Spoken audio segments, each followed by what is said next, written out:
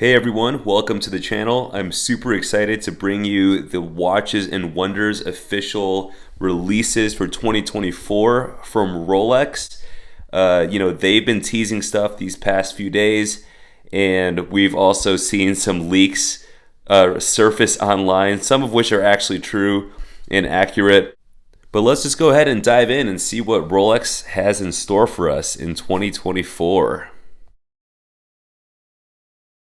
All right, this is the one that's been speculated to oblivion, and we finally have it, the stainless steel GMT Master 2. No, it's not a Coke. It is the 126710 GRNR. It's the black and gray bezel.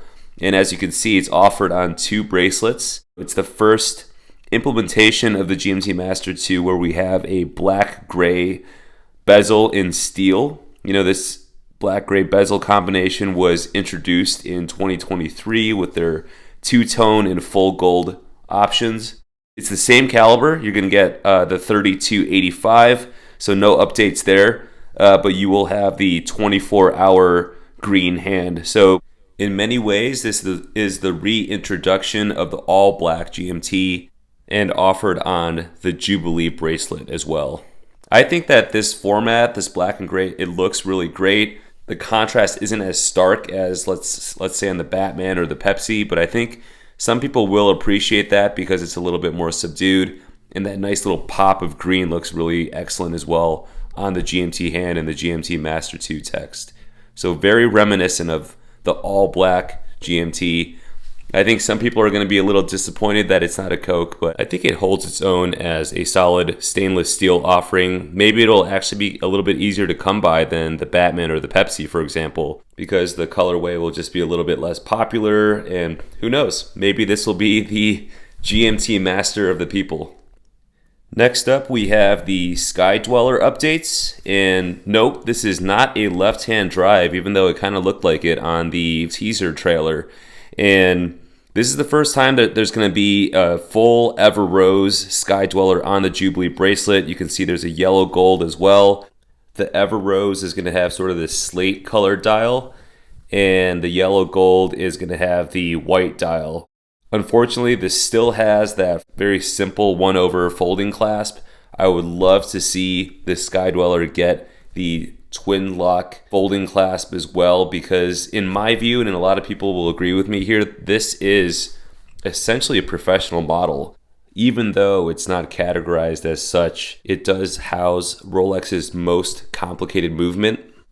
For those reasons, I think a lot of people would appreciate the twin lock clasp. But anyways, I think this is a great release. It's very classy looking. I'm personally not a gold guy, but I think all the gold and Sky Dweller fans will love this release. I gotta say, I'm a little disappointed with this one. The teaser trailer kind of made it look like this was gonna be a Sky Dweller on the President or some kind of new complication. In the teaser trailer, it was kind of hard to make out the dial on one of the Ever Rose models, so we all got very excited. But nonetheless, it's day-date stuff. So here we have the Ever Rose Day-Date 40 with what they call a slate ombre dial. This is the Day-Date 40 with a mother of pearl dial in white gold. And then this is the Day-Date 36 with Roman numerals in 18 karat yellow gold. And lastly, we have a Day-Date 36 with a blue-green dial with a diamond bezel as well. So not a whole lot to add on top of that. Like I said, pretty typical day-date stuff. This one's kind of cool. This is a Deep Sea for the first time in 18 karat yellow gold. The teasers showed this kind of weird case back. It is indeed an RLX titanium case back. I can't even imagine how heavy this is going to be.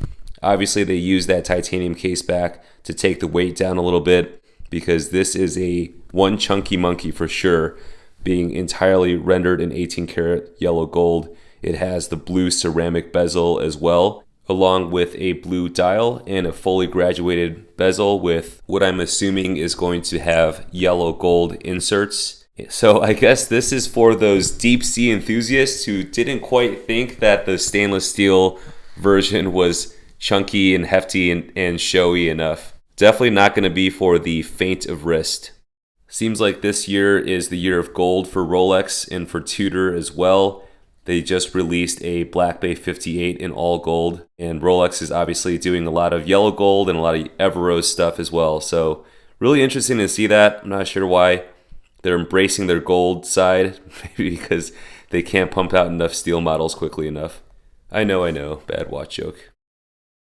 I don't think this one's going to come as a surprise to most people, so I'm just going to glaze over it real quick. This, of course, is the 1908 in a 950 platinum case in a blue guilloche style dial. This one has an ice blue dial color as well. So as you may know, anything that has an ice blue dial also has to be in platinum, according to the unwritten rules of Rolex.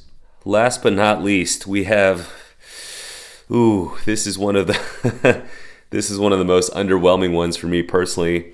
We have the Daytona with a mother of pearl dial and diamonds in 18 karat white gold. The teaser showed the back of an Oyster Flex bracelet, and some of us were hopeful that there was a possibility there was going to be steel models that were going to be offered on Oyster Flex. Historically, everything that's been offered on Oyster Flex has been in precious metal. They're going to continue with that ethos here. It's interesting. When I see diamonds, I don't think speed. I don't think of racetracks and sporty race car drivers. I really don't understand the association here, but apparently there used to be Daytonas that were offered with diamond bezels. So I think this is sort of a revival or re-release or tribute to that model. So there you have it, folks. 2024 Rolex Watches and Wonders releases. A lot of gold, a lot of precious metal. I don't think I quite have the wrist size or the chest hair to pull off some of these models, but to each their own. And what's most interesting to me is that some of the most hotly speculated and anticipated watches, such as the new Coke and an all gold Hulk as well, were actually watches that were released by Tudor. So if you roll over to Tudor's releases, they released a Black Bay 58 GMT with the Coke bezel. They released an all gold quote unquote Hulk style model with the green bezel and green dial. So Tudor's always been sort of the more experimental, fun, kind of hipster sister brand of Rolex. And it's just fun to see that they are not afraid, born to dare, if you will, and releasing these models that people are desiring from Rolex. I'm really excited for the new Black Bay 58 GMT. I think that's going to sell like hotcakes. And so